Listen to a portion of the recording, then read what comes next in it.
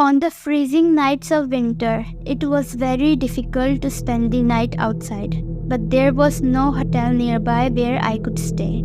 After walking for a long time, around 1 o'clock at night, I saw a hotel. Upon talking to the reception, I found out that there were no vacant rooms.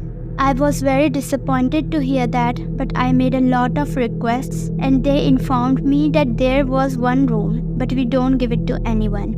However, if you only want to stay for a night, you can stay, but you'll have to pay extra. Without asking too many questions, I took the key to the room number 336 and went to the 5th floor. When I opened the door, a cold breeze touched me, but I dismissed it as my imagination and ignored it. At first glance, the room seemed normal, decorated with classic furnishings and a pleasant ambience. However, there was a slight heaviness in the air, as if there was someone else in the darkness with me. I lay comfortably in the room, but as the night progressed, things became stranger and weirder. The ticking of the clock started making a louder noise than necessary, which felt very odd. Perhaps it was my imagination that made me see shadows on the walls, as if they were watching me. As the hours passed, strange occurrences started happening. Faint whispers reached my ears from the corners of the room. I tried to understand those soft voices, but as soon as I paid attention to them, they disappeared. Restlessness gripped me deeply.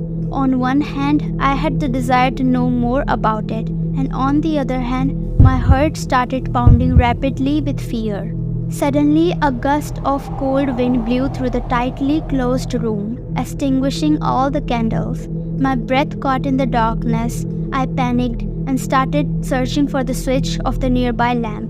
When the room was illuminated, my eyes fell on a shadow standing in the corner, which made my soul tremble. But as soon as I blinked, there was nothing there. Even when I called the reception, nobody answered the phone. Trying to calm myself, I started researching about room number 336 on the internet. But strangely, I found no records or reports about it. It felt like the hotel had kept some secret about this room hidden from the world. Now, I was getting angry at the receptionist for not telling me about this terrifying room earlier. Staying the nights was my only option, as there were no other hotels nearby, and the cold was so intense that it could lead to a person's death. So, I decided to leave as soon as morning arrived. As the night grew darker, unusual activity started increasing in the room. I lay still, trying to control my mind, when suddenly a loud sound of something breaking made my eyes open. And what I saw made it hard for me to believe. Objects around me were floating in the air, as if someone had forcefully smashed them against the wall. The room temperature dropped significantly, and seeing that horrifying sight, it felt like my breath stopped. I was so terrified that I immediately ran out of the room. But even after many attempts, the door didn't open. When I turned around, I saw a terrifying woman standing in front of me. Her clothes were torn. She was staring at me with her horrifying red eyes. Fear froze my body in place. She started tearing my skin with her sharp nails. I was in immense pain, but I couldn't move or make a sound.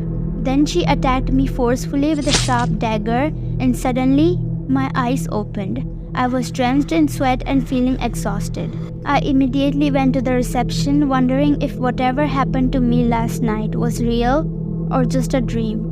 Upon reaching the reception, when I returned the room key, the receptionist looked surprised and asked me which room I had stayed in. When I told him my room number and mentioned that I faced a lot of inconvenience in that room and nobody answered my phone calls, he said something that made the ground slip from beneath my feet. He said, "Ma'am, we only have 320 rooms in our hotel, and this hotel is up to 4th floor.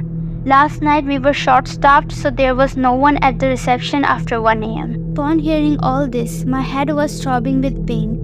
Therefore, without saying anything more, I immediately left, and on the same day I took a flight and returned home. But even now, despite not wanting to, those thoughts keep coming to my mind, and a fear has settled in my mind that I escaped from that horrifying night. Even after 2 years, Thinking about that incident still sends shivers down my spine, and I am forced to wonder that what was happening to me that night and what those marks are that remind me of that pain every day.